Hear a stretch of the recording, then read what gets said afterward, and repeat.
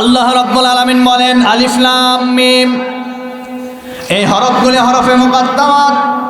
আল্লাহু আ'লামু বিমুরাদিহিম, এগুলির অর্থ দুনিয়ার কোনো মানুষ জানে না, দুনিয়ার কোনো ব্যক্তি জানে না। আল্লাহ এর পরের আয়াতে বললেন আহাসিবান নাস আইয়াতরাকু আইয়াকুলু আমান্না ওয়া হুম লা ইফতানুন। আল্লাহ বলেন আহাসিবান নাস, মানুষেরা এটা কি ধারণা করে আমরা শুধুমাত্র ঈমান আনলাম আল্লাহর প্রতি আর আল্লাহ আমাদেরকে এমনি এমনি ছেড়ে দিবেন না। আল্লাহ বলেন ওহুম লা ইফতানুন, পৃথিবীর প্রত্যেকটা মানুষকে আমি রব্বুল আলামিন পরীক্ষা করব। আল্লাহ আমাদেরকে পরীক্ষা করবেন। আল্লাহ নবী আলাইহিস সালাতু ওয়াস সালামদেরকে পরীক্ষা করেছেন, সাহাবায়ে কেরামদেরকে পরীক্ষা করেছেন, সালফিহিনদেরকে পরীক্ষা করেছেন। আমার নবীজি হযরত আবু বকরকে সাথে নিলেন, নেওয়ার পরে সেই গারে সুরে গেলেন। যাওয়ার পরে বিশাল বড় পাহাড়, মক্কার ভিতরে দুইটা পাহাড় সবচাইতে উঁচু এবং বড়।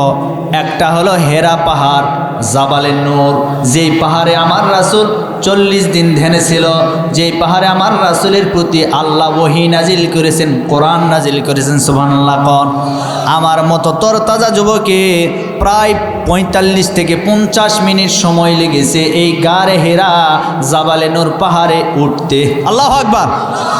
এত উঁচু পাহাড়। আমি যখন পাহাড়ে উঠেছি আমার চোখ দিয়ে পানি বের হয়েছে। আম্মাজান খাদিজার কথা মনে পড়ে গেছে। হায় রে হায়, এই আম্মাজান খাদিজা এই পাহাড়ে আমার রাসূলকে খাবার দিয়েছেন। কেমনে দিয়েছেন আমাদের মাথায় ঢোকে না। তখনই চিন্তা হলো আম্মাজান এমনি এমনি পারে না, আম্মাজানকে রব্বুল আলামিন কুদরতি হাত দ্বারা সাহায্য করেছেন। আরেকটা পাহাড়, এই যে বাবাজি উঠতেই পারে না, আমরা উঠেছি। আরেকটা পাহাড়, সেই পাহাড় হলো গারে সুর, যে পাহাড়ে আমার রাসূল অবস্থান করেছিলেন। এই গারে নূর অর্থাৎ হেরা পাহাড় থেকে গারে সুর, ওই পাহাড়টা আরও বেশি উঁচা, এত বড় উঁচা। ওই উঁচু পাহাড়ে আমার রাসূল উঠলেন, আবু বকরকে সাথে নিলেন। নেওয়ার পরে ওই গুহার ভিতরে অবস্থান নিয়েছেন। ছোট্ট একটা জায়গা, 2 জন মানুষ থাকতে পারবে, 3 জন মানুষ ওই গুহার ভিতরে থাকতে পারবে না, এমন ছোট্ট একটা জায়গা। আমার নবীজি সেখানে অবস্থান নিলেন। এক পর্যায়ে কাফের বেঈমানেরা মারার জন্য সেই পাহাড়ের উপর পর্যন্ত চলে গিয়েছিল। পাহাড়ের কাছাকাছি যখন চলে গিয়েছিল, ওই পাহাড়ে যাওয়ার পরে ওই গুহার মুখের উপরে দেখলেন একটা কবুতর ডিম পেড়ে সে জায়গায় তা দিচ্ছে। কিছু কিছু কাফেররা বলছেন যে জায়গায় কবুতর ডিম দিতে পারে, মাকড়সার জাল তৈরি হতে পারে, এই জায়গায় কোনো মানুষ থাকতে পারে না, কোনো মানুষ থাকতে পারে না। এই আলোচনা করে আমার রাসূল আর আবু বকরের কান পর্যন্ত চলে গেছে। আবু বকর তখন নবীজিকে ডাকতে বলেন, হুজুর মনে হয় আমরা আর বাঁচতে পারবো না, আমাদেরকে মনে হয় এই মুহূর্তে হত্যা করবে আর অল্প সময়ের ভিতরে আমাদের ভিতরে চলে আসবে। তখন আল্লাহর নবী ডাকতে বলেন, আবু বকর তুমি মনে করেছো আমরা 2 জন এখানে আছি? না না না, আমরা শুধু 2 জন নয়, এই মুহূর্তে আরেকজন আমাদের সাথে আছেন। গলার আওয়াজ ছেড়ে দিয়ে বলেন তার নাম কি? আল্লাহ বলেন কোরআনের সূরা ফাতিহা থেকে শুরু করে কোরআনের শেষ পর্যন্ত সূরা নাসের একেবারে সিন পর্যন্ত আল্লাহ রাব্বুল আলামিন 6666টি আয়াত নাজিল করে জানায় দিয়েছেন। এই আয়াতের ভিতরে কেউ যদি একটা হরফের সামান্য অংশ অস্বীকার করে, এখন আপনাদেরকে আমি বলতে চাই, বলেন তো সে মুমিন না কাফের? আরো জোরে বলেন। এই পৃথিবীতে একদল মানুষ আছে যাদেরকে শিয়া বলা হয়। এই শিয়ারা এরা নিজেকে মুসলমান বলে দাবি করে, কিন্তু কোরআনে কারিমের একটা আয়াতের সামান্য অংশটুকুন তারা মানে না। আমার রাসূলকে তারা খাতামুন নবিয়্যিন, শেষ নবী মানে না। তারা হযরত আলীকে তারা নবী হিসেবে গ্রহণ করে নিয়েছে, আমার রাসূলকে তারা নবী হিসেবে মানতে পারে নাই। তারা জিবরিল আমিনকে শত্রু মনে করে। তারা বলে জিবরাইল ভুল করে মুহাম্মদের কাছে কিতাব নিয়ে গেছে, কোরআন নাজিল করেছে, কোরআন নাজিল করার কথা ছিল আলীর কাছে। আরো জোরে বলেন। এখন আপনাদেরকে আমি বলতে চাই, শিয়াদের যদি এই আকীদা হয়, এখন শিয়ারা মুমিন না কাফের? জোরে বলেন। এইবার আমাদের দেশের ভিতরে আরেকটা গ্রুপ আছে, তাদের নাম হলো গোলাম আহমদ কাদিয়ানি। এই কাদিয়ানি গ্রুপ আমার দেশের ভিতরে আছে। তারাও নিজেকে মুসলমান বলে দাবি করে, তারাও মুসলমানদের মতো নামাজ পড়ে, তাদেরও মসজিদ আছে, তারাও ঈদের নামাজ পড়ে, তারাও কুরবানি করে, হজ করে, সব ঠিক আছে। কিন্তু তারা শুধুমাত্র আমার রাসূলকে শেষ নবী না মানার কারণে তারা গোলাম আহমদ কাদিয়ানিকে, মির্জা গোলাম আহমদ কাদিয়ানি যার জন্ম ভারতের জমিনে হয়েছে, সেই মির্জা গোলাম আহমদ কাদিয়ানিকে তারা শেষ নবী মেনেছে। তারা মনে করে না গোলাম আহমদ কাদিয়ানি আমাদের নবী। এইটা মানার কারণে কোরআন জবাব দিয়ে বলছেন তারাও মুমিন নয়, তারা হলেন কাফের। কথা বলেন। এখন আওয়াজটা বলেন, গোলাম আহমদ কাদিয়ানির দলেরা, কাদিয়ানিরা মুসলিম না অমুসলিম? আরো জোরে বলেন। এই কিছুদিন আগে আওয়াজ উঠেছিল এই 90% মুসলমানদের দেশে কাদিয়ানীদেরকে অমুসলিম ঘোষণা করা লাগবে। এটা শুধুমাত্র সমাবেশের ঘোষণা নয়, এটা প্রত্যেকটা মুসলমানদের দাবি। রাষ্ট্রীয়ভাবে কাদিয়ানীদেরকে অমুসলিম ঘোষণা করা লাগবে। কথা বলেন। এই কাদিয়ানীরা কোরআনে কারিমের একটি আয়াতের সামান্য অংশ অস্বীকার করার কারণে যদি কাফের হয়, শিয়ারা যদি সামান্য একটা অংশ অস্বীকার করার কারণে কাফের হয়, তাহলে আমরা শুধুমাত্র নামাজে কোরআন মানি, নামাজের বাইরে কোরআন মানতে চাই না। বলেন তো আমরাও কি মুমিন থাকবো না কাফের হয়ে যাব? জোরে বলেন।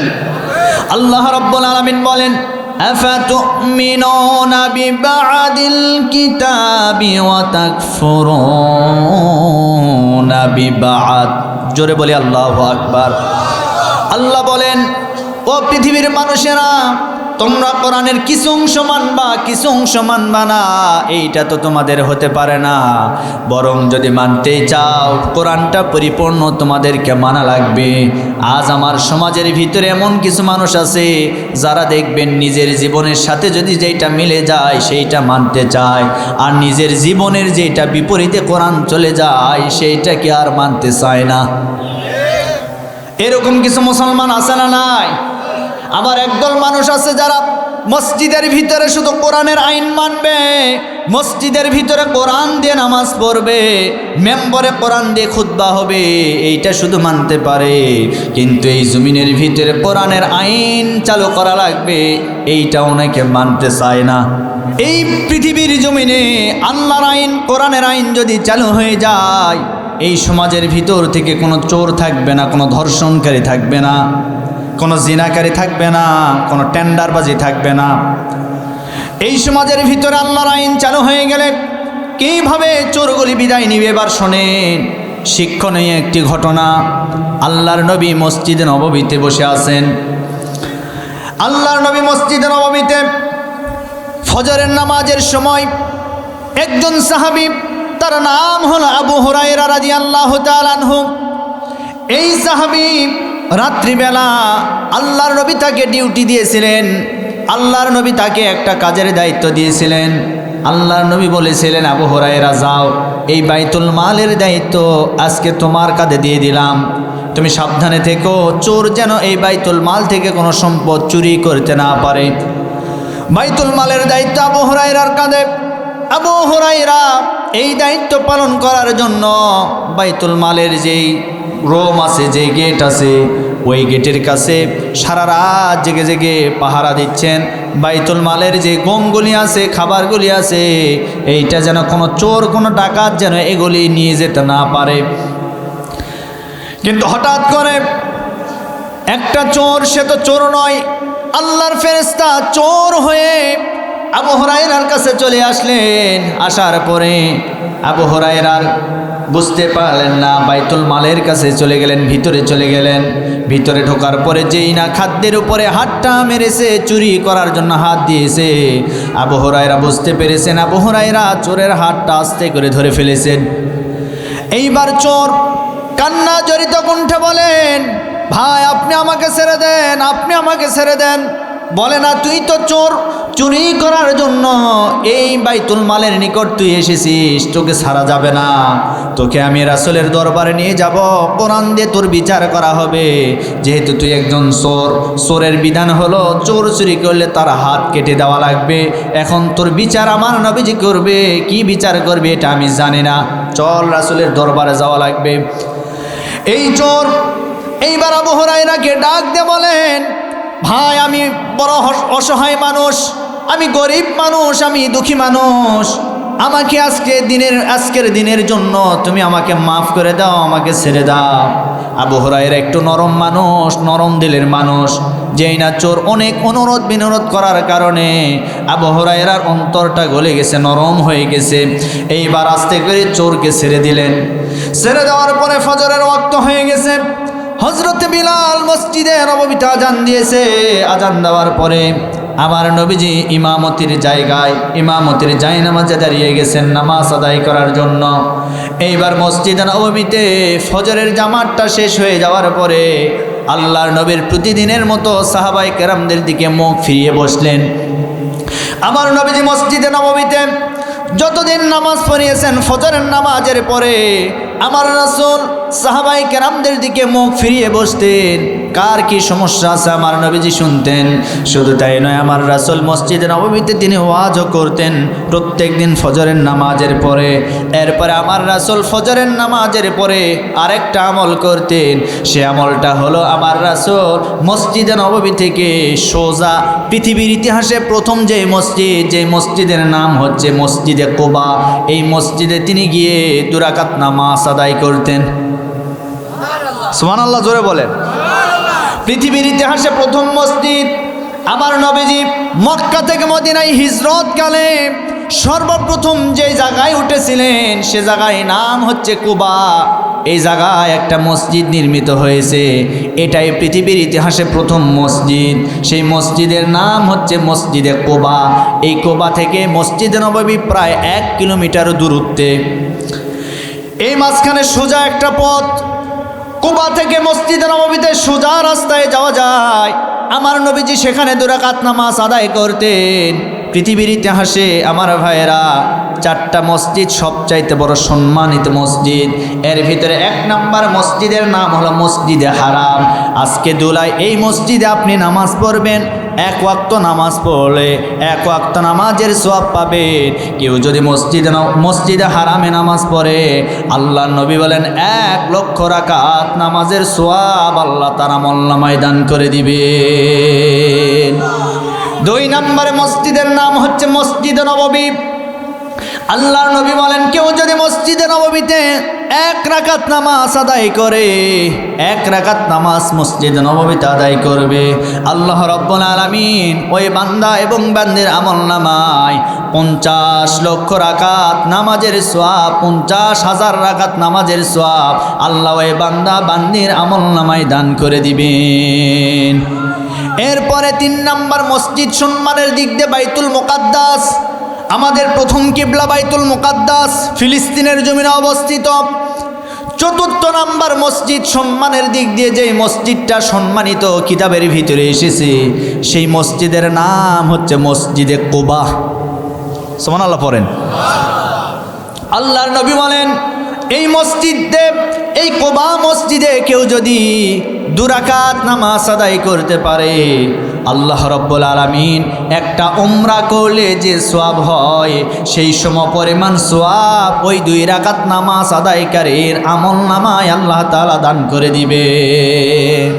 আমার ভাইরা, আল্লাহর চাইতে বড় দয়াবান পৃথিবীতে কেউ আছে? জোরে বলেন।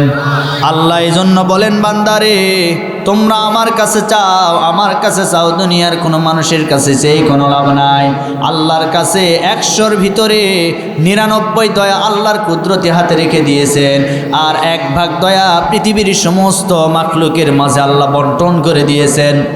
কিয়ামতের ময়দানে আল্লাহ রাব্বুল আলামিন বান্দা বান্দিকে মাফ করার জন্য এই 99 দয়া রব্বুল আলামিন কিয়ামতের ময়দানে প্রয়োগ করবেন। আর একটা ভাগ দয়া আজকে দুনিয়াতে দান করা হয়েছে। এই একটা ভাগের দয়া সামান্য পরিমাণ আমার ভিতরে আছে, আপনার ভিতরে আছে। এই এক ভাগের সামান্য অংশ আমার মায়ের ভিতরে দিয়েছেন, আমার বাবার ভিতরে দিয়েছেন। এরপর আল্লাহর যত সৃষ্টি মাখলুক আছে সমস্ত মাখলুকের ভিতরে এই দয়াটা ভাগ করে দেওয়া হয়েছে। যার কারণে আজকে লক্ষ্য করে দেখবেন যে দয়া মায়ের ভিতরে আছে, সন্তান যদি বাহিরে বিপদে পড়ে মা দেখবেন ছটফট ছটফট করতে শুরু করে। তার কারণ আল্লাহ মায়ের অন্তরের ভিতরে আল্লাহর রহমত আর দয়াটা প্রবেশ করায় দিয়েছেন। আজকে আল্লাহ এক ভাগ দয়া মায়ের ভিতরে সামান্য অংশ দেওয়ার কারণে মা যদি সন্তানদের জন্য ছটফট ছটফট করতে পারে, আর কিয়ামতের ময়দানে আল্লাহ রাব্বুল আলামিন বান্দা বান্দিকে মাফ করার জন্য 99 দয়া প্রয়োগ করবেন। এজন্য আমার ভাইরা, আল্লাহর নবী আমল করতেন, মসজিদে কুবায় তিনি নামাজ আদায় করতেন। এই কুবার আরেকটি ইতিহাস আছে। আমার রাসূল এই কুবায় 14 দিন অবস্থান করেছেন। আওয়াজ দিয়ে বলেন কতদিন? 14 দিন এই কুবায় অবস্থান করেছেন। এরপরে মসজিদে নববীতে গিয়েছেন। মক্কার মানুষেরা আমার রাসূলকে তার জন্মভূমি থেকে ত্যাগ করে দিয়েছেন, বিদায় করে দিয়েছেন। কিন্তু মদিনার মানুষেরা আমার রাসূলকে সাদরে গ্রহণ করেছেন। অনেক ইহুদি খ্রিস্টান বিধর্মী যারা আছে তারাও আমার রাসূলকে সাহায্য সহযোগিতা করেছেন। যার কারণে আমার রাসূল মদিনায় 10 বছর থেকেছেন। এই 10 বছরের ভিতরে ইসলামী খিলাফত, ইসলামী রাষ্ট্র ওই মদিনা মসজিদে নববী থেকে তিনি পরিচালনা করেছেন। মসজিদে নববী হচ্ছে পার্লামেন্ট। আমি নিজে উমরা করেছি, আমি নিজে দেখে এসেছি। আমার রাসূল যে মেম্বরে বসে খুতবা দিতেন সেই মেম্বর আজও ওই অবস্থায় আছে। আমার ভাইরা, সেই মেম্বরটা আজও সুরক্ষিত আছে। আমার রাসূলের ওই মেম্বরে বসে আর কেউ খুতবা দেওয়ার সাহস পায় না, বরং তার পাশে নতুন আর একটা মেম্বার তৈরি করে দেওয়া হয়েছে নতুন করে। সেখান থেকে এখন মসজিদ নববীর খুতবা দেওয়া হয়। আমার নবী যে জায়গায় শুয়ে আছেন ও জায়গায় গেলে মনে হয় আল্লাহ মনে হয় জান্নাতের ভিতরে রেখে দিয়েছেন। তার কারণ আল্লাহর নবী বলে গেছেন, আমার ভাইয়েরা, রিয়াদুল জান্নাত হচ্ছে রওদাতুম মিন রিয়াজিল জান্নাত, অর্থাৎ রওদা রিয়াজুল জান্নাত, এটা জান্নাতের একটা অংশ। কেউ যদি এই রিয়াজুল জান্নাতের ভিতরে নামাজ আদায় করার জন্য ঢোকে, কেউ যদি সেখানে দোয়া, তাসবিহ, দরুদ শরীফ এগুলি পড়ার জন্য প্রবেশ করে, সে যেন দুনিয়ার কোনো সাধারণ কোনো জায়গায় প্রবেশ করলো না। আল্লাহর নবী বলেন জান্নাতের একটা অংশ আল্লাহ মসজিদে নববীর পাশে রিয়াদুল জান্নাত তৈরি করে দিয়েছেন। আমার ভাইরা, যারা হজ উমরা করতে পারেন নাই, জীবনে একটাবার নিয়ত করবেন আল্লাহ যেন আমাদেরকে মদিনায় কবুল করেন। আমিন কোন, আমিন কোন। আমার প্রিয় বন্ধুগণ, আমি যেটা বলতেছিলাম, তাহলে কোরআনের শাসন যদি কায়েম হয়ে যায়, এই সমাজের ভিতরে চুরি থাকবে না, জিনা থাকবে না, ব্যভিচার থাকবে না, ধর্ষণ থাকবে না, সব বন্ধ হয়ে যাবে। এইবার আমার নবীজি যখন মসজিদ নববীতে ফজরের নামাজের পরে মুখটা ঘুরে বসলেন, এমন সময় আবু হুরায়রা সামনে ছিল। আমার রাসূল মুস্কি হেসে আবু হুরায়রাকে বললেন, ও আবু হুরায়রা, গত রাত্রিতে তোমাকে বাইতুল মালের দায়িত্ব দিয়েছিলাম, আর তোমাকে আমি বলেছিলাম বাইতুল মাল থেকে কোনো চোর যেন চুরি করতে না পারে। তুমি চোরকে ধরলে, ধরার পরে আবার ছেড়ে দিলে কি কারণে? আল্লাহু আকবার বলবেন না? আরো জোরে বলেন। এখন বলেন তো ভাই, আমার রাসূলকে দেখেছেন, কিন্তু আমার রাসূল না দেখলে কি হবে? জানাই দিলেন কে? আল্লাহ। আমার রাসূল আল্লাহর অর্ডার পেয়ে বলে দিলেন আমার রাসূলকে। এজন্য বলা হয় রহমাতুল লিল আলামিন। তিনি সব কিছুর চাইতে ঊর্ধ্ব, ঠিক কিনা বলেন? সব কিছুর চাইতে আল্লাহ তার সম্মান বৃদ্ধি করে দিয়েছেন। শুধু তাই নয়, আমার রাসূল এমন একজন নবী ছিলেন, আমার রাসূল যদি হাতের আঙ্গুলের ইশারা করতেন, আঙ্গুলের ইশারা আসমানের চাঁদকে আল্লাহ দ্বিখণ্ডিত করে দিয়েছেন। সুবহানাল্লাহ পড়েন। সেই মসজিদে হারামের পাশে, কাবার পাশে যে পাহাড়, বিশাল বড় পাহাড়, আবু কুবাইস পাহাড়, সেই পাহাড়ে আমার রাসূল উঠেছেন, আসমানের দিকে শাহাদত আঙ্গুল ইশারা করেছেন। আল্লাহ আসমানের চাঁদকে পর্যন্ত দ্বিখণ্ডিত করে দিয়েছে। রাসূলের হাতের বরকত আছে না নাই? জোরে বলেন। অথচ সেই রাসূলকে আবু জেহেল, উতবা, সাইবা, ওয়ালিদ বিন মুগিরা এই সমস্ত কাফের বেঈমানেরা চিনল না রে, চিনল না। না চিনার কারণে রাসূলকে মেরে রক্তাক্ত করে বাড়ি থেকে বের করে দিয়েছে, দূর দূর করে বের করে দিয়েছেন। কেন? আমার রাসূলকে আবু জেহেলের বাড়িতে চুরি করেছিল, আবু জেহেলের মেয়েকে ধর্ষণ করেছে। নাউজুবিল্লাহ বলেন। অপরাধ কি? অপরাধ কি? অপরাধ হলো একটাই, কোরআন প্রতিষ্ঠা করতে চেয়েছিল। ঠিক কিনা বলেন? আজও যদি আপনি সেই রাসূলের দাওয়াত নিয়ে আপনি যদি ময়দানে কাজ করেন, আপনার জন্য আসন্ন নয়, বরং আপনাকেও জেল, জরিমানা, মামলা, হামলার হুমকি ধামকি দেওয়া হবে। কথা বলেন। এজন্য আমার ভাইয়েরা, আমার নবীজি বললেন, আবু হুরায়রা চোরকে ছেড়ে দিলে কেন? আবু হুরায়রা বললেন, হুজুর আমি চোরকে ছেড়ে দিয়েছি। আপনি কিভাবে জানলেন হুজুর? আমাকে আপনি মাফ করবেন, আমি চোরকে এমনি এমনি ছেড়ে দেই নাই। চোরকে ছেড়ে দেওয়ার আমার একটা কারণ হলো, চোর আমার কাছে অনেক অনুরোধ করেছে, যার কারণে চোরকে আমি ছেড়ে দিয়েছি। আল্লাহর নবী বললেন, ও আবু হুরায়রা, আজকে তুমি ছেড়ে দিয়েছ, আগামীকাল আবার কিন্তু বাইতুল মালে চুরি করার জন্য ওই একই চোর কিন্তু তোমার কাছে আসবে, তুমি সাবধানে থেকো। এইবার আবু হুরায়রা বললেন, একবার যদি ভুল হয়ে গেছে, দ্বিতীয়বার আমার দ্বারা আর ভুল হবে না। আবু হুরায়রা আবার বাইতুল মালের দায়িত্ব পেলেন, সারা রাত্র ডিউটি করলেন। এক পর্যায়ে চোর আবার এসেছে, আসার পরে চুরি করতে গিয়ে ধরা পড়েছে। আবু হুরায়রা বললেন, দেখো চোর, গতকালকে তুমি আমার কাছে অনুরোধ করেছো, ছেড়ে দিয়েছি। আজকে তুমি চুরি করতে এসেছো, আবার ধরা পড়েছো। আজকে আর তোমাকে আমি ছাড়বো না, ছাড়বো না।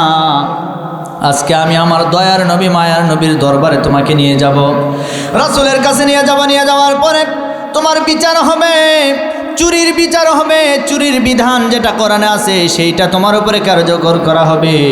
এইবার চোর ডাক দিয়ে বলেন, ও আবু হুরায়রা, আজকে আর মতো আমাকে ছেড়ে দাও, আমি আর কোনো দিন চুরি করতে আসব না।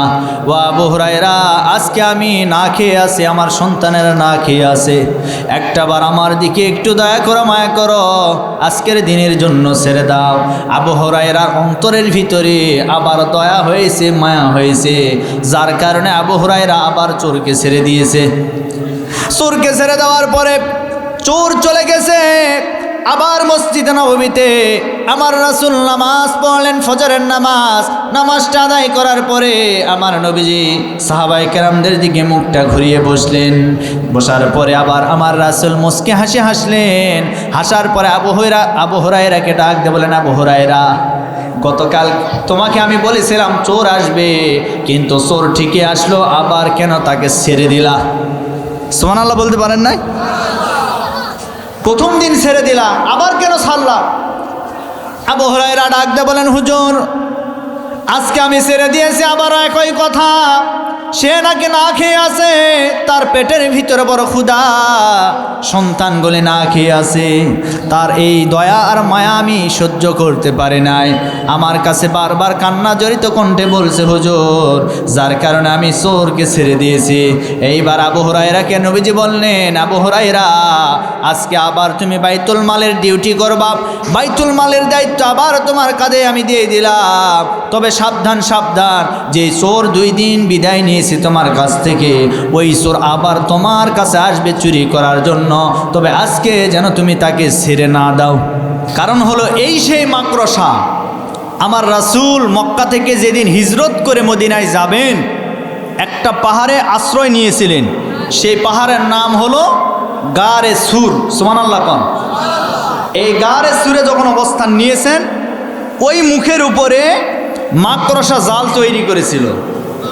সেই জালের উপরে কবুতর ডিম দিয়েছে, সেই ডিম তা দেওয়ার জন্য কবুতর সেখানে বসেছিল আমার রাসূলকে হেফাজত করার জন্য। কারণ পৃথিবীর সমস্ত শক্তি একদিকে আর আল্লাহর শক্তি একদিকে। পৃথিবীর সমস্ত শক্তি যদি চায়, আমার রাসূলকে হত্যা করবে, আর আল্লাহ যদি বলেন আমার বন্ধুকে আমি রক্ষা করব, শক্তি কার বেশি হবে? জোরে বলেন। আল্লাহ চেয়েছে আমার হাবিবকে আমি রক্ষা করব এবং আল্লাহ করেছেন। সুবহানাল্লাহ। কোন আমার ভাইরা, এইবার কিভাবে এবার শুনেন। আমার নবীজি হযরত আবু বকরকে সাথে নিলেন, নেওয়ার পরে সেই গারে সুরে গেলেন। যাওয়ার পরে বিশাল বড় পাহাড়, মক্কার ভিতরে দুইটা পাহাড় সবচাইতে উঁচু এবং বড়।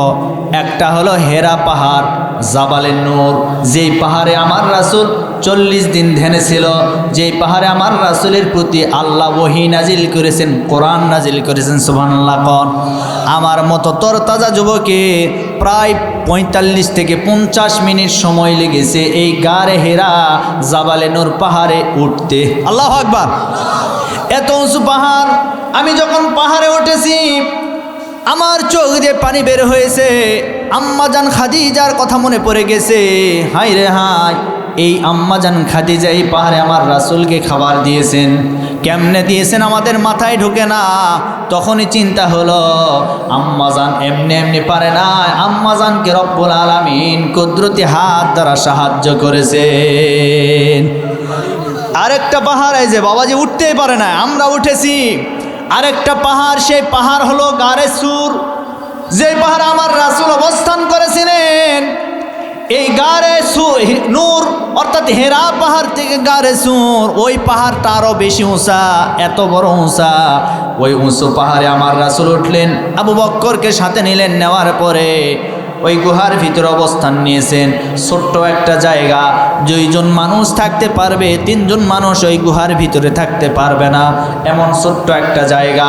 আমার নবীজি সেখানে অবস্থান নিলেন। এক পর্যায়ে কাফের বেঈমানেরা মারার জন্য সেই পাহাড়ের উপর পর্যন্ত চলে গিয়েছিল। পাহাড়ের কাছাকাছি যখন চলে গিয়েছিল, ওই পাহাড়ে যাওয়ার পরে ওই গুহার মুখের উপরে দেখলেন একটা কবুতর ডিম পেড়ে সে জায়গায় তা দিচ্ছে। কিছু কিছু কাফেররা বলছেন যে জায়গায় কবুতর ডিম দিতে পারে মাকড়সার জাল তৈরি হতে পারে, এই জায়গায় কোনো মানুষ থাকতে পারে না, কোনো মানুষ থাকতে পারে না। এই আলোচনা করে আমার রাসূল আর আবু বক্করের কান পর্যন্ত চলে গেছে। আবু বক্কর তখন নবীজিকে ডাকতে বলেন, হুজুর মনে হয় আমরা আর বাঁচতে পারবো না, আমাদেরকে মনে হয় এই মুহূর্তে হত্যা করবে, আর অল্প সময়ের ভিতরে আমাদের ভিতরে চলে আসবে। তখন আল্লাহর নবী ডাকতে বলেন, আবু বক্কর তুমি মনে করেছো আমরা 2 জন এখানে আছি? না না না, আমরা শুধু 2 জন নয়, এই মুহূর্তে আরেকজন আমাদের সাথে আছেন। গলার আওয়াজ ছেড়ে দিয়ে বলেন তার নাম কি? আল্লাহ রাব্বুল আলামিন আমার রাসূলকে ওই যে কবুতরের কথা বললাম, ওই কবুতর আজকে সৌদি আরবে অন্য কোনো পাখি তেমন দেখতে পাবেন না, শুধু কবুতর দেখা যায়। কাবার চত্বরে একটা জায়গা আছে যার নাম কবুতর চত্বর। হাজার হাজার কবুতর সে জায়গায় ওড়াউড়ি করে। সৌদি আরবের প্রশাসন নিষেধ করেছে, সৌদি আরবে কোনো মানুষ কোনো কবুতরকে হত্যা করতে পারবে না। আমি এক ভাইকে জিজ্ঞাসা করলাম কেন নিষিদ্ধ করা হলো? তখন ওই ভাই জবাব দিয়ে বলেছে এই জন্য নিষিদ্ধ করেছে, আল্লাহর নবীকে হেফাজত করার জন্য, রক্ষা করার জন্য। আমার নবীজিকে কবুতর যেহেতু পাহারা দিয়েছেন, ডিম পেড়ে তা দিয়েছেন, আজকে মক্কার মানুষেরা মনে করে আজকে যদি কোনো কবুতরকে আমরা হত্যা করি, কোনো কবুতরকে জবাই করে আমরা তার মাংসগুলি খাই, না জানে ওই বংশধর যদি হয় তাহলে আমরা আমার রাসূলের সাথে বেয়াদবি করলাম। আল্লাহু আকবার। বাজান খারাপ লাগে? খারাপ লাগে? আমার রাসূল সে জায়গায় আল্লাহ রাব্বুল আলামিন হেফাজত করেছেন। সেই আনকাবুত মানে মাকড়সা। আল্লাহ রাব্বুল আলামিন বলেন আলিফ লাম মিম, এই হরফগুলি হরফে মুকাদ্দামাত, আল্লাহু আ'লামু বিমুরাদিহিম, এগুলির অর্থ দুনিয়ার কোনো মানুষ জানে না, দুনিয়ার কোনো ব্যক্তি জানে না। আল্লাহ এর পরের আয়াতে বললেন আহাসিবান নাস আইয়াতরাকু আইয়াকুলু আমান্না ওয়া হুম লা ইফতানুন। আল্লাহ বলেন আহাসিবান নাস, মানুষেরা এটা কি ধারণা করে আমরা শুধুমাত্র ঈমান আনলাম আল্লাহর প্রতি আর আল্লাহ আমাদেরকে এমনি এমনি ছেড়ে দিবেন না। আল্লাহ বলেন অহুম লা ইফতানুন, পৃথিবীর প্রত্যেকটা মানুষকে আমি রব্বুল আলামিন পরীক্ষা করব। আল্লাহ আমাদেরকে পরীক্ষা করবেন। আল্লাহ নবী আলাইহিস সালাতু ওয়াস সালামদেরকে পরীক্ষা করেছেন, সাহাবায়ে কেরামদেরকে পরীক্ষা করেছেন, সালফিহিনদেরকে পরীক্ষা করেছেন, আমাদের ইমাম আজম আবু হানিফাকে পরীক্ষা করেছেন। ইমাম আবু হানিফা রহমতুল্লাহ আলাইহি এই দিনের দাওয়াত দিতে গিয়ে জেলখানার ভিতরে 3 বছর বন্দী ছিল। ভাতের সঙ্গে বিষ মেখে তাকে দুনিয়া থেকে বিদায় করে দেওয়া হয়েছে। ইমামে আজম আবু হানিফা রহমতুল্লাহ আলাইহি যখন তাকে দুনিয়া থেকে বিদায় করে দেওয়া হবে, তার পূর্ব মুহূর্তে আবু হানিফাকে বলা হলো, ও জামানার বড় ইমাম, আপনি তো বড় ইমাম, এই মুহূর্তে আপনি আমাদের বিরুদ্ধে না গিয়ে আমাদের দলের ভিতরে অন্তর্ভুক্ত হয়ে যান। আপনাকে আমরা রাষ্ট্রীয় সম্মাননা প্রদান করব, আপনাকে আমরা রাষ্ট্রের প্রধান বিচারপতির দায়িত্ব দিয়ে দিব, বিনিময়ে আমাদের এই রাষ্ট্র ব্যবস্থাকে গ্রহণ করতে হবে। ইমামে আজম আবু হানিফা রহমতুল্লাহ আলাইহি ওই সময় বলেছিল, শুধুমাত্র আমাকে প্রধান বিচারপতি কেন, আজকে পুরো দেশটা যদি আমার নামে লিখে দাও। এরপর আমি আবু হানিফা বললাম, কোনো জালিমের সামনে মাথা নত করতে চাই না। ইমামে আজম আবু হানিফা মাথা নত করে নাই। এরপরে তার মা ছিল জনম দুঃখিনী মা, মাকে ইমাম আবু হানিফার সামনে হাজির করা হলো। হাজির করার পরে মাকে বলা হলো, আপনার যেহেতু কলিজার টুকরা সন্তান, আপনি মা দুনিয়াতে বেঁচে আছেন, আপনার সন্তানকে এই মুহূর্তে বলুন সে আমাদের রাষ্ট্র ব্যবস্থাকে গ্রহণ করে নিবে। আমরা যে রাষ্ট্র পরিচালনায় আছি, আমরা যা করছি এগুলি গ্রহণ করবে। তার কারণ আবু হানিফার শাসনামলে সেই সময় জালিমরা রাষ্ট্র পরিচালনা করেছেন। আবু হানিফা জীবন দিয়েছেন কিন্তু কোনো জালিমের রাষ্ট্র ব্যবস্থা গ্রহণ করে নাই। যেমনটি আমাদের কোরআনের মুফাসসির আল্লামা সাঈদী সাহেব জালিমের সামনে মাথা নত করে নাই, বরং দুনিয়া থেকে শহীদ হয়ে গিয়েছে। কথা বলেন আমার ভাইয়েরা, ইমামে আজম আবু হানিফার সামনে মাকে হাজির করা হলো। মাকে বলা হলো, আপনি বলুন, আপনার ছেলেকে বোঝান, আপনার সন্তানকে বোঝান, সে যেন আমাদের রাষ্ট্র ব্যবস্থা গ্রহণ করে নেয়। এইবার ইমাম আবু হানিফা রহমতুল্লাহ আলাইহির সামনে মা বসে আছেন আর চোখের পানি ছেড়ে কান্না করছে।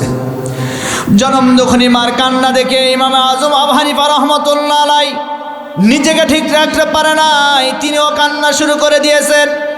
এক পর্যায়ে মা ডাক দিয়ে বলেন, ও কলিজার টুকরা সন্তান, আজকে আমি তোমাকে নিষেধ করতে আসি নাই, তুমি আজকে আমার চোখের পানি দেখো, এই পানি আমার, এই পানি কিন্তু আমার তোমাকে নিষেধ করার পানি নয়। আজকে আমার চোখের পানি বের হয়, এই কারণে আমি ভয় পাই জালিমের নির্যাতনে কোন সময় তুমি জালিমের কাছে মাথা নত করো। এই কারণে আমি মা হয়ে বারবার দুঃখ প্রকাশ করে চোখ দিয়ে পানি বের করি। তবে আবু হানিফা কান খাড়া করে শুনে নাও, তুমি আমার সন্তান হয়ে, আমি তোমার মা হয়ে তোমাকে বলছি, আজকে তোমার জীবন চলে যাবে, আজকে আমার কাছ থেকে বিদায় করে নেওয়া হবে। এরপরেও তোমাকে আমি মা হিসাবে ওসিয়ত করে গেলাম, কোনো জালিমের সামনে তুমি মাথা নত করবা না। ইমামে আজম আবু হানিফা রহমতুল্লাহ আলাইহি বলেছেন, আমার জীবন চলে যাবে, আমার সব কিছু ত্যাগ করা হবে, এরপরেও আমি কোনো জালিমকে আমি গ্রহণ করতে পারবো না। আমরাও তো বলতে চাই, আমাদের সন্তান চলে যাবে, আমাদের স্ত্রী বিধবা হবে, আমাকে আমরা অসহায় বানিয়ে দিব, এরপরে সংসার চলে যাবে, আমাদের সম্পদ চলে যাবে, সব চলে যাবে, কিন্তু আমাদেরকে সমস্ত দুনিয়ার অফার দিয়ে জালিমরা যদি তাদের সাথে আমাদেরকে একত্রিত করতে চায়, আমরা বলতে চাই আমাদের জীবনের সব ত্যাগ করে দিব, কোনো জালিমকে আমরা গ্রহণ করতে পারবো না। যা সে মোর সব নিয়ে যাও, ঈমান আমার নিও না। মারহাবা কোন?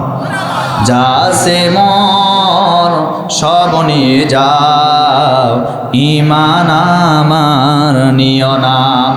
ঈমান ছাড়া অগ প্রভু মরণ আমায় দিও না, না যাসে মর সব নিয়ে যাও, ঈমান আমার নিও না। খাব্বাবেরি খাটি ঈমান পুড়ে গেল দেহটা, সেই ঈমানটা রক্ষা করতে নিঃস্ব হলো জীবনটা। সেই ঈমান এত দামি জাহিলরা বোঝে না, না যাসে মর সব নিয়ে যাও, ঈমান আমার নিও না, ঈমান আমার নিও না, ঈমান আমার নিও না। আমিন কোন, আমিন কোন। কষ্ট হয়, খারাপ লাগে আমার ভাইয়েরা। এজন্য আমরা বলতে চাই আমাদের সব কিছু চলে যাবে। আমাদের কোরআনের মুফাসসিরকে বিদায় করে দেওয়া হয়েছে। এই পাবনার কৃতি সন্তান সাবেক আমিরে জামাত শহীদ মতিউর রহমান নিজামীকে জালিমের বাচ্চারা ফাঁসির কাস্টে ঝুলিয়ে দুনিয়া থেকে বিদায় করে দিয়েছেন। এ কথা বলেন না কেন? আজকে তারা বড় বড় নেতারা দুনিয়া থেকে বিদায় নিয়ে চলে গেছে, কিন্তু কোনো জালিমের সামনে মাথা নত করে নাই। যারা আজকে ট্রাইব্যুনাল গঠন করে ভালো ভালো মানুষের নামে মিথ্যা মামলা দিয়া ফাঁসির কাস্টে ঝুলিয়ে দুনিয়া থেকে বিদায় করে দিয়েছে, আল্লাহর কি খেলা, সেই ট্রাইব্যুনালে তাদের ফাঁসির রায় হয়ে গেছে। ফাঁসির রায় হয়েছে, কিন্তু তাকে আজকে খুঁজে পাওয়া যাচ্ছে না। আজকে দাদা বাবুদের দেশে অবস্থান নিয়েছে। আমার ভাইরা কেউ অন্যদিকে কথা নিবেন না, তার কারণে এই বাংলাদেশে বিএনপি হোক, জামাত হোক, চরমনাই, হেফাজত, যত দল হোক, শুধু আওয়ামী লীগ ছাড়া সবাই জুলুমের শিকার ছিল। কথা বলেন। সম্মানিত ভাইরা আমার, আমি আপনাদেরকে যেটা বলতেছিলাম, ইমামে আজম আবু হানিফা মাথা নত করে নাই। আমার রাসূল মক্কার জমিনে দিনের দাওয়াত দেওয়ার কারণে আমার রাসূলের উপরে জুলুম নির্যাতন হয়েছে। আমার রাসূলের উপরে জুলুম নির্যাতন হওয়ার কারণে আমার নবীজি মক্কাতে দাওয়াত দিতে পারে নাই। সেই মক্কা থেকে দিনের দাওয়াত দেওয়ার জন্য আমার নবীজি চলে গেলেন মক্কা থেকে প্রায় 93 কিলোমিটার দূরে তায়েফ শহরে। জোরে বলেন কোন শহর? তায়েফ শহরে চলে গেলেন। বাসায় যাবে? আপনি আসেন, আপনি আসেন। আচ্ছা ঠিক আছে, ঠিক আছে। যে আমাদের অতিথি মানুষ, ওনাকে আমরা বিদায় দিলাম, কি ঠিক আছে না? এ ভাই, এই ভাই, ও আচ্ছা আচ্ছা আচ্ছা, ঠিক আছে, আসবেন তো না? আল্লাহ আল্লাহু আকবার বলেন। কোনো ওঠাউঠি নাই। কেউ যদি উঠতে চান তাহলে আমার কাছ থেকে অনুমতি নেবেন। অনুমতি কিভাবে জানেন? কারো যদি ছোটোটা লাগে তাহলে 1 আঙ্গুল, কারো যদি বড়টা লাগে কয় আঙ্গুল? 2 আঙ্গুল। কিন্তু এক মাহফিলে এক বেয়াদব 3টা তুলছে। আমি জিজ্ঞাসা করলাম, ভাই 1 ছোট 2 বড় 3 কি? বলে 3 বিড়ি টানবার চাই হুজুর। দেখছেন, এই হলো অবস্থা আমাদের। সম্মানিত ভাইরা আমার, এজন্য আমি বলতেছিলাম আমার নবীজি মক্কা থেকে তায়েফ শহরে চলে গেলেন দিনের দাওয়াত দেওয়ার জন্য। তায়েফে যাওয়ার পরে তায়েফের 3 জন বড় বড় নেতাদেরকে আমার নবীজি ডাকলেন। 3 জন নেতা যখন চলে আসলো, নবীজি বললেন, আপনারা তায়েফ শহর পরিচালনা করেন, আপনারা সকলের নেতা, সর্বপ্রথম আপনাদেরকে আমি দিনের দাওয়াতটা শুরু করতে চাই। নবীজি বললেন, তোমরা এই মুহূর্তে আমার হাতে হাত রেখে কালেমা পড়ে মুসলমান হয়ে যাও। তার কারণ আল্লাহ রাব্বুল আলামিন আমাকে নবী বানিয়েছেন, আর আল্লাহ আমার প্রতি একটি কিতাব দিয়েছেন যার নাম হচ্ছে আল কোরআন। আপনারা যদি কোরআন মানেন, আপনারা যদি আমাকে নবী হিসাবে মানেন, আল্লাহ রাব্বুল আলামিন আপনাদের জীবনের গুনাহগুলি মাফ করে দিবেন। আপনাদের মৃত্যুর সময় কালেমা পড়তে পড়তে আল্লাহ আপনাদেরকে মৃত্যু দান করবেন। আপনারা কালেমা গ্রহণ করেন। ওই কাফের বেঈমানেরা বড় বড় 3 জন লিডার, বড় বড় 3 জন নেতা বললেন, না, আমরা কালেমা গ্রহণ করতে পারবো না। কালেমাটা ত্যাগ করলেন। এক পর্যায়ে শুধু ত্যাগ করলেই তো হতো, ছোট ছোট বাচ্চাদেরকে আমার রাসূলের পিছনে লেলিয়ে দিলেন মারার জন্য। ওই তায়েফ শহরে ছোট ছোট বাচ্চারা আমার রাসূলকে পাগল ভেবে ছোট ছোট পাথর হাতের ভিতরে নিলেন, এই পাথরগুলি নেওয়ার পরে আমার রাসূলের শরীরের ভিতরে ছুঁড়ে মারলেন। আমার রাসূল রক্তাক্ত হয়ে গেলেন। আমার নবীজি ওই তায়েফে রক্তাক্ত অবস্থায় রাস্তার উপরে পড়ে গেলেন। একবার পড়ে গেলেন, পড়ে যাওয়ার পরে বাচ্চারা মনে করেছে হয়তোবা সে মারা গেছে। মৃত বেবা আবার দাঁড়িয়ে থাকলেন। আমার নবীজি আবার দাঁড়িয়ে পড়লেন। ওই ছোট ছোট বাচ্চারা আবার ছোট ছোট পাথর মারলেন। মারার পরে আমার নবীজি আবার জমিনের ভিতরে পড়ে গেলেন। এক পর্যায়ে আবার আমার নবীজি উঠে দাঁড়ালেন। দাঁড়ানোর পরে ওই বাচ্চারা আবার পাথর মারলেন। আমার নবীজি রক্তাক্ত হয়ে গেলেন। আমার রাসূলের দেহ থেকে রক্ত পড়া শুরু হলো। এমন কি কিতাবের ভিতরে এসেছে আমার নবীজির পায়ে ছিল জুতা মোবারক। এই জুতা মোবারক আমার রাসূলের পা মোবারক আর জুতা এক জায়গায় লেগে গিয়েছিল। আমার রাসূলের সাথে আমার নবীজির পালক পুত্র যায়েদ বিন হারেসা রাদিয়াল্লাহু তাআলা আনহু ছিলেন। এইবার যায়েদ করলেন কি আমার রাসূলকে ধরলেন। যায়েদ কাঁদতে কাঁদতে ওই আঙ্গুর বাগানের দিকে নিয়ে যাওয়া শুরু করলো। সামনে একটা আঙ্গুর বাগান, আঙ্গুর বাগানের দিকে যখন চলে গেল, আঙ্গুর বাগানের ভিতরে আমার রাসূলকে শোয়ায়া দিলেন যায়েদ। আমার নবীজি একবার হোশ আর একবার বেহুশ হয়ে যায়, এমন অবস্থা। তার কারণ 3 দিন পর্যন্ত আমার নবীজি কিছু খান নাই। না খাওয়া শরীর নিয়ে ওই তায়েফের ময়দানে দিনের দাওয়াত দেওয়ার জন্য গিয়েছিলেন, কিন্তু তায়েফবাসীরা আমার রাসূলকে গ্রহণ করতে পারে নাই। এক পর্যায়ে আঙ্গুর বাগানে যখন অবস্থান করতেছিল, ওই আঙ্গুর বাগানের একজন কেয়ারটেকার ছিল, তার নাম ছিল আদ্দাস। এইবার আদ্দাস যুবক আমার রাসূলের কাছে চলে আসলেন। আসার পরে আমার রাসূলের রক্তাক্ত দেহটা দেখে নিজেকে ঠিক রাখতে পারে নাই। এইবার তিনি করলেন কি আমার রাসূলকে আঙ্গুরের রস পান করানোর জন্য ওই বাগান থেকে কিছু আঙ্গুর পাড়লেন, টাটকা আঙ্গুর পাড়লেন। আঙ্গুরগুলি পেরে একটা পেয়ালা রস বানালেন। এই রসটা বানানোর পরে আমার রাসূলের কাছে চলে গেলেন। রাসূলকে বললেন, ও পথিক, আপনাকে আমি চিনি না, তবে আপনাকে দেখে আমার বড় ভালো লেগেছে, আপনার প্রেমে পড়ে গেছি। তার কারণে পৃথিবীর যত সুন্দর রব্বুল আলামিন আমার হাবিবকে দিয়েছেন, এই পৃথিবীর যত মানুষ আছে সবচাইতে বেশি সুন্দর আমার দয়ার নবী, মায়ার নবী আমার রাসূল এত সুন্দর ছিল। আম্মা জানা আয়েশা সিদ্দিকা রাদিয়াল্লাহু তাআলা আনহা বলেন, নবীজি এত সুন্দর ছিল, আমি একদিন ঘরের ভিতরে মাগরিবের নামাজের পরে খেতা সেলাই করতেছিলাম। এমন সময় আমার হাত থেকে একটা সুই মাটিতে পড়ে গেল।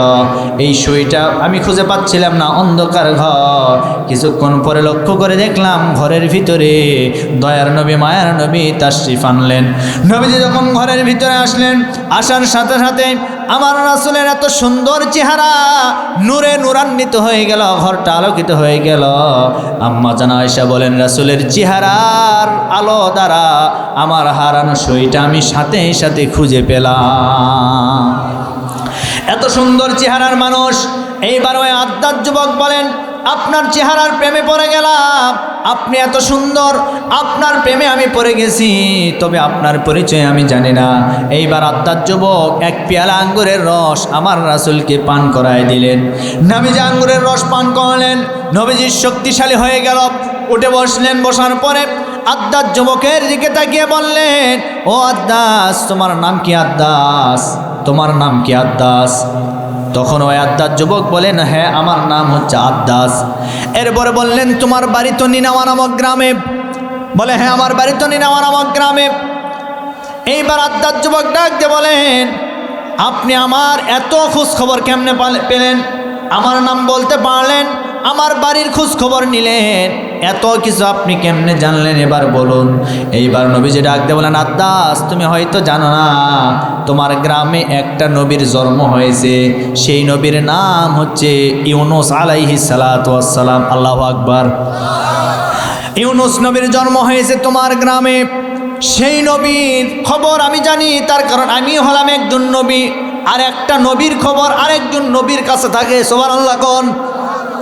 নবী হওয়ার সুবাদে আমার কাছে ওই নবীর খবর আছে। আমি ওহির মাধ্যমে জানতে পেরেছি তোমার নাম আদ্দাস। এইবার আদ্দাস ডাকতে বলেন, আমাকে তো ইহুদির পাদ্রীরা এই কথাই বলেছিল, একটা নবীর খবর আর একটা নবীর কাছে থাকে, একটা রাসূলের খবর আর একটা রাসূলের কাছে থাকে। অতএব আপনি যেহেতু বলতে পেরেছেন আমার আর সন্দেহ করার কোনো অবকাশ নাই। এই মুহূর্তে আপনি আপনার হাতে আমাকে হাত রেখে কালেমা পড়ে মুসলমান বানায়া দেন। আদ্দাস কালেমা পড়লেন, মুসলমান হয়ে গেলেন। সে আদ্দাসের নামে আজও ওই তায়েফ শহরে আঙ্গুর বাগানের পাশে একটা মসজিদ আছে। আদ্দাসের নামে, আদ্দাস সাহাবীর নামে ছোট্ট একটা মসজিদ। সেখান থেকে আরেকটু দূরে গেলে পাহাড়ের নিচে একটা মসজিদ আছে, রাস্তার পাশে একটা মসজিদ। সেই মসজিদের নাম হচ্ছে আমার রাসূলের নামে ওই মসজিদের নামকরণ করা হয়েছে। এই পৃথিবীর জমিনে একটা মাত্র মসজিদ, যেই মসজিদ আমার রাসূলের নামে আছে। এই পৃথিবীর অন্য কোনো মসজিদ আমার রাসূলের নামে নাই। ওই একটা মসজিদ তায়েফ শহরে আছে। ওই তায়েফ শহরে আরেকটা মসজিদ আছে। সেই মসজিদ হচ্ছে আমার রাসূলের জামাই হযরতে আলীর নামে। সুবহানাল্লাহ। রাস্তার পাশেই মসজিদ এবং পৃথিবীর ইতিহাসে সেই মসজিদে সর্বপ্রথম মিনার উত্তোলিত হয়েছে। আল্লাহু আকবার। আজ সারা পৃথিবীতে যত মসজিদে মিনার দেখতে পান, সমস্ত মিনারের সূচনা হয়েছে ওই মসজিদ থেকে। হযরতে আলী নিজে মিনার তৈরি করেছেন, মসজিদ তৈরি করেছেন। সেইটা তায়েফ শহরে আছে। আমার রাসূল যে মসজিদে নামাজ পড়তেন, আমার রাসূলের নামে মসজিদটা নামকরণ করা হয়েছে। ওই পাহাড়ের নিচে মসজিদ, ওই মসজিদ আজও ওই অবস্থায় আছে। এমনকি ওই মসজিদে আমার রাসূল যখন নামাজ পড়তে যেতে, একটা বুড়ি মহিলা বারবার আমার রাসূলের নামাজকে বিঘ্ন ঘটানোর জন্য, বাধা প্রদান করার জন্য রাস্তায় কাটা বিছায়া দিতেন। আমার রাসূল মন খারাপ করতেন না, আমার নবীজি মন খারাপ করতেন না, বরং আমার রাসূল ওই কাটা সরায়া প্রতিদিন নামাজের জন্য মসজিদে প্রবেশ করতেন। এই দৃশ্যটা দেখার পরে ওই বুড়ি মহিলা একদিন দুই দিন এইভাবে পার হয়ে যায়। পরবর্তীতে সে কালেমা পড়ে মুসলমান হয়ে গেছে। শুধু তাই নয়, আমার রাসূলকে ওই কাফের বেঈমানেরা ওই তায়েফ শহরে মারার জন্য পরিকল্পনা করেছে যে এইভাবে তো তাকে মারা যাবে না, আমরা পাথর দিয়ে তার মাথা ফেটে দুনিয়া থেকে তাকে বিদায় করে দিব। পাহাড়ের উপরে মসজিদ, নিচে পাহাড়, উপরে ওই পাহাড় থেকে বিশাল বড় একটা পাথর আমার রাসূলের মাথার উপরে ফেলে দেওয়ার জন্য তারা নিয়ত করলেন। এমনকি উপর থেকে যখন ফেলে দিয়েছে, আল্লাহ রাব্বুল আলামিন ওই পাহাড়ের ফেরেশতাকে বললেন, এই পাহাড়ের ফেরেশতা আস্তে করে পাহাড়টা আটকায় দাও। ফেরেশতা এসে ওই পাথরটা আটকায় দিলেন। ওই পাথরটা আটকায় দিলেন। সেদিন থেকে পাথর শূন্যের উপরে আটকায় আছে, আজ পর্যন্ত আছে, কিয়ামত পর্যন্ত থাকবে। ওই পাথরকে দুনিয়ার কোনো শক্তি ফেলাতে পারবে না। আল্লাহু আকবার। আমার রাসূলকে আল্লাহ এত ভালোবাসতেন, এত মহব্বত করতেন। সেই তায়েফ শহরে আমার রাসূল দিনের দাওয়াত দিয়েছেন, কাফের বেঈমানেরা মানে নাই। আজও আপনি দেখবেন আমাদের এলাকায় দিনের কথা শোনার পরে কিছু মানুষ মন খারাপ করে। মন খারাপ করার কারণ হলো তাদের শরীরে অ্যালার্জি আছে। অ্যালার্জি যাদের শরীরে আছে, বেগুন খাওয়া লাগবে না, বেগুন দেখলেই চুলকায়। এজন্য আমার ভাইয়েরা, কোরআন দিয়ে আমরা আমাদের সমাজ, আমাদের দেশ, রাষ্ট্র ব্যবস্থা সব কিছু পরিচালনা হোক, এটা কি আমরা চাই? জোরে বলেন। আমরা কয়দিন বাঁচব? আজকে চোখটা বন্ধ হয়ে গেলে দুনিয়াটা আমাদের জন্য অন্ধকার। এই তো গত কয়েকদিন আগে গোবিন্দগঞ্জ একজন বক্তা ওয়াজ করতে করতে স্টেজে মাথা ব্রেন স্ট্রোক করলেন। মাথা স্টেজে এইরকম টেবিলের উপরে রাখলেন। 4 দিন পরে হাসপাতালের বেড থেকে লাশ হয়ে বের হয়ে আসলো। আরে এই জিন্দেগি, এই জীবন, এই জীবনের মায়া আজকে আমরা করি। জীবনের মায়া করে কোনো লাভ না, একদিন আমাদের সবাইকে চলে যেতে হবে। অন্ধকার কবরে আমরা সবাই চলে যাব। কিসের এত অহংকার, কিসের এত তাকব্বরি, কিসের দাম্ভিকতা? এই দাম্ভিকতা করে কোনো লাভ নাই। কিয়ামতের ময়দান যেদিন কায়েম হয়ে যাবে, সেই দিন কিন্তু আল্লাহ বলবেন, কোথায় ক্ষমতাধর ব্যক্তিরা, আসো আমার সামনে আসো। কোথায় আজকে টাকাওয়ালা সম্পদওয়ালা, আসো। দুনিয়াতে বহু ক্ষমতার অহংকার দেখিয়েছ, দুনিয়াতে বহু টাকার অহংকার দেখিয়েছ, আজকে কোথায় আসো। সামনে কেউ আর আসতে চাইবে না। আল্লাহ সেই দিন বলবেন, লিমানিল মুলকুল ইয়াউম, আজকে রাজত্ব কার? সবাই বলবেন লিল্লাহি ওয়াহিদিল কাহ্হার। আজকে রাজত্ব একমাত্র আল্লাহর, আজকে রাজত্ব আল্লাহর, আজকে পাওয়ার আল্লাহর, ক্ষমতা আল্লাহর, আজকে সেনাবাহিনী আল্লাহর, আজকে পুলিশ প্রশাসন আল্লাহর, সব কিছু আল্লাহর। ওই কিয়ামতের ময়দান এমন একটি ময়দান, যে ময়দানে সূর্য মাথার উপরে চলে আসবে। আজকে সূর্যের 12টা মুখ, একটা মুখ দিয়ে দুনিয়াতে আলো দেন। কিয়ামত যেদিন কায়েম করে ফেলবে সেই দিন একটা মুখ নয়, 12টা মুখ দ্বারা আল্লাহ ময়দানে তাপ দিতে থাকবেন। এই ময়দানটা পুরে তামার ময়দান হয়ে যাবে। আজকে কিয়ামতের ময়দান কিন্তু অন্য কোনো জায়গায় হবে না, সৌদি আরবে সে আরাফার ময়দানটা হবে কিয়ামতের ময়দান। ওই ময়দানে আল্লাহ বিচার করবেন। মাহশারের দিনে আল্লাহ কাহার রূপ ধারণ করবেন। ওই দিন আল্লাহ বলবেন ওয়ামতাজুল ইয়াওমা আইয়ুহাল মুজরিমুন।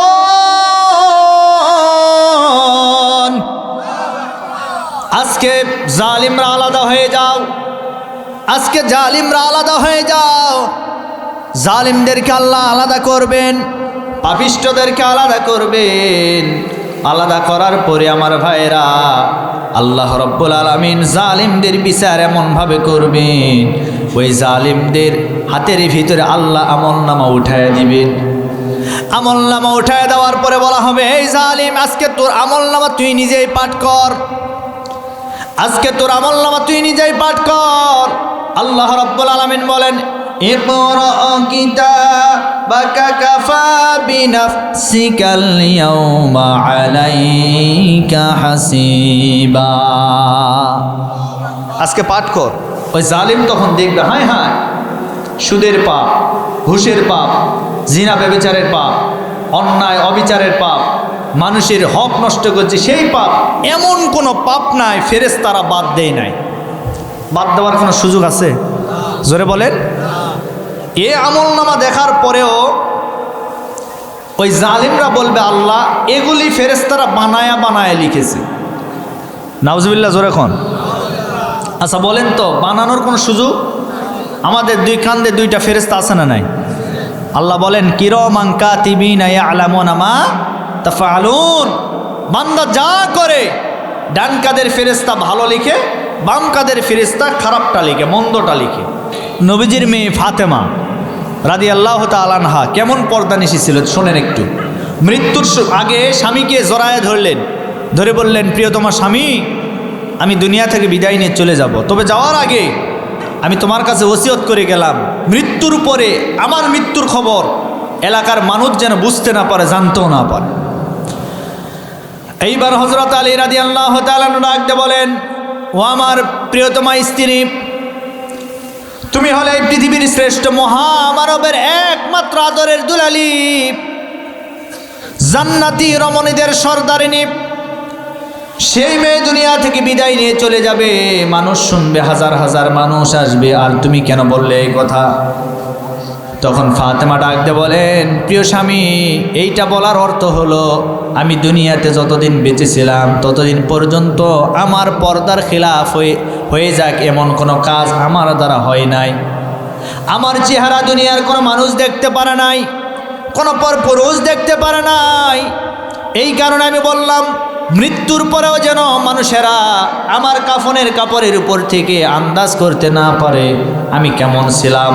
যদি একটাবার আন্দাজ করে আমার পর্দার খিলাফ হয়ে যাবে, কিয়ামতের ময়দানে আল্লাহর আদালতে আসামির কাঠগড়ায় আমাকে দাঁড়াতে হবে। অতএব আমি আল্লাহকে ভয় করি, কিয়ামতের ময়দানকে ভয় করি।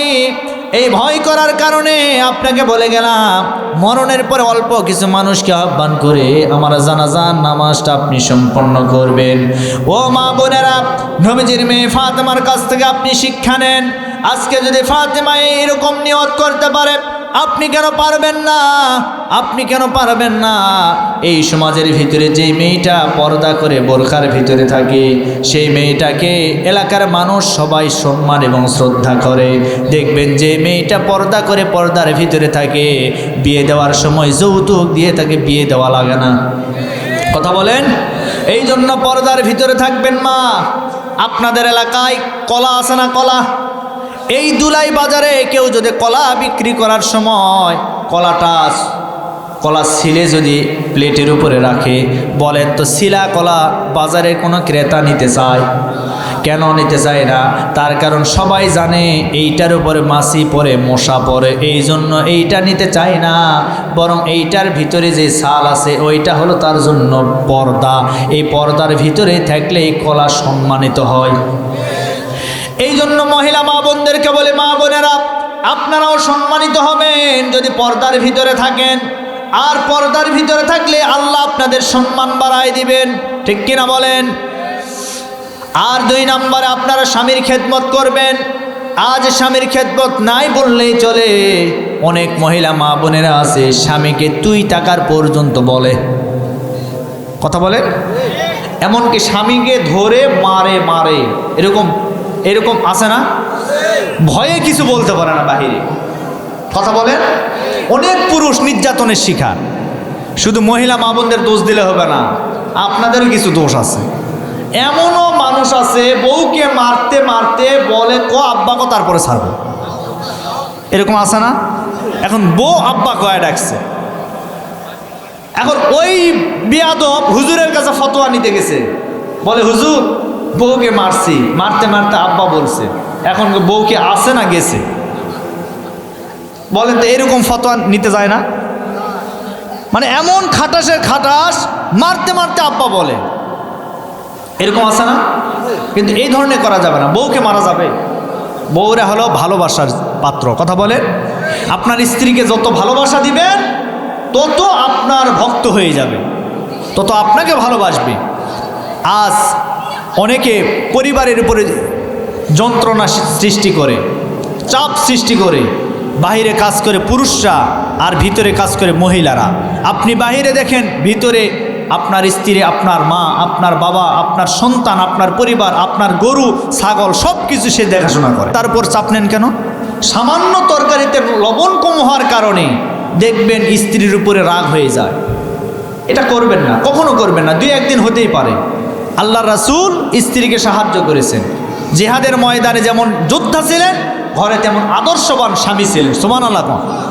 তিনি একজন আদর্শবান স্বামী, তিনি একজন আদর্শবান যোদ্ধা, আদর্শবান নানা ছিলেন। সুবহানাল্লাহ। আদর্শবান বাবা ছিলেন তিনি। সব কিছু তার ভিতরে ছিল। তিনি শিক্ষা দিয়েছেন। কি শিক্ষা দিয়েছেন? আল্লাহ রাসূল বাহিরে জিহাদের ময়দান থেকে বাড়িতে আসলেন, আসার পরে তরবারি নিয়েই তিনি তরকারি কাটা শুরু করলেন। আমরা কয়দিন করেছি ভাই? হ্যাঁ, আল্লাহ রাসূল বাহির থেকে যখন বাড়িতে আসতেন আগে সর্বপ্রথম স্ত্রীকে সালাম দিতেন। কি দিতেন? সালাম দিতেন। আমরা কয়জন দিয়েছি? আমরা দিয়েছি? দেই নাই। কিন্তু আজকের আমল হলো বাড়িতে যাবেন, আপনার স্ত্রীকে আগে সালাম। কি দেওয়া যাবে না? সালাম দেওয়া যাবে না? যদিও চাচি বলতে পারে, 12 বছর পর আবার তোমার ঢং লাগছে, বলতে পারে কিনা? কিন্তু না, এটা হলো সুন্নাত। এটা কি? আল্লাহ রাসূলের সুন্নাত। আপনি পালন করবেন, কোনো অসুবিধা নাই। 1 দিন, 2 দিন, 3 দিন দিবেন, 3য় 4র্থ দিনে গিয়ে দেখবেন আপনার স্ত্রী আপনাকে দেওয়ার জন্য বসে থাকবে, ঠিক কিনা বলেন? এই সালামের বিধান যদি আমাদের পরিবারগুলিতে চালু হয়, ওই পরিবারে আল্লাহর রহমত বরকত নাজিল হতেই। আল্লাহ আমাদেরকে বোঝার তৌফিক দান করুন। মা বোনদের সম্পর্কে ওয়াজ করতেছে। মা বোনদের সম্পর্কে 1 নাম্বার ওয়াজ, তারা পর্দা করা লাগবে, কথা বলেন। 2 নাম্বার তাদেরকে নামাজ পড়া লাগবে। 3 নাম্বার স্বামীর খেদমত। আর 4র্থ নাম্বার সতীত্বের হেফাজত, নিজের সতীত্বের হেফাজত। এমন কিছু মহিলা আছে, স্বামী আছে অথচ পরকিয়া করে, আছে না নাই? আবার তারা দেখবেন হাত মোজা পাও মোজা মনে হয় একেবারে আসমান থেকে পালিয়ে আসলো।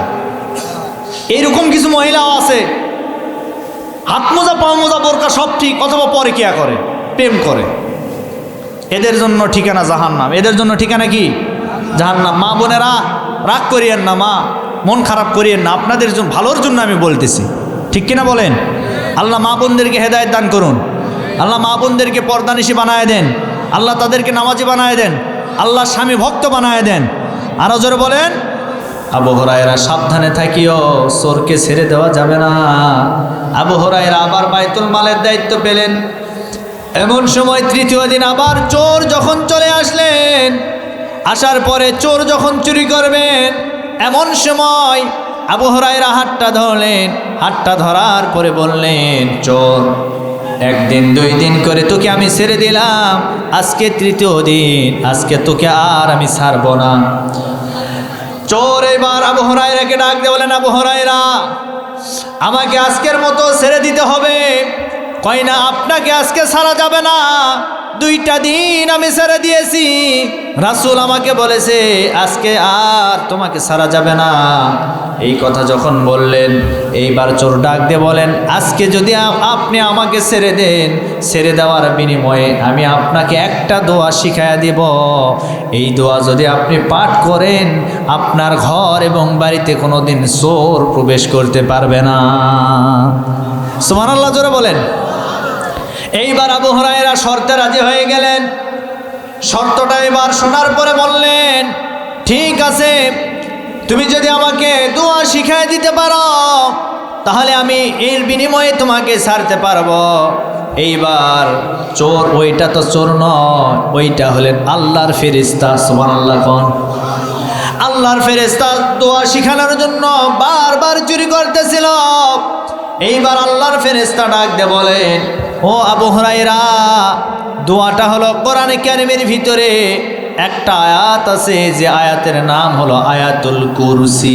সুবহানাল্লাহ কোন। সে আয়াতের নাম কি? আয়াতুল কুরসি।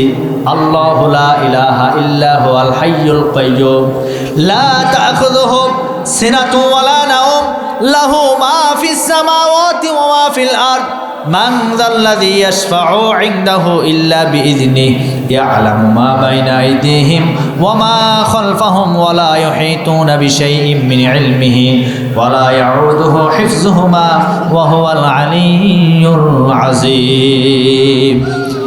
এইবার বললেন, আপনি যদি আয়াতুল কুরসি পড়ে রাত্রিবেলা ঘুমানোর পূর্বে আপনার বাড়ির চতুর্দিকে যদি পাঠ করে আপনি যদি ঘুমাতে পারেন, আল্লাহর কসম করে বলছে রব্বুল আলামিন সারা রাত আপনার বাড়িকে ফেরেশতা দ্বারা পাহারা দিবে, ওই বাড়িতে কোনো দিন চোর প্রবেশ করতে পারবে না। আল্লাহু আকবার।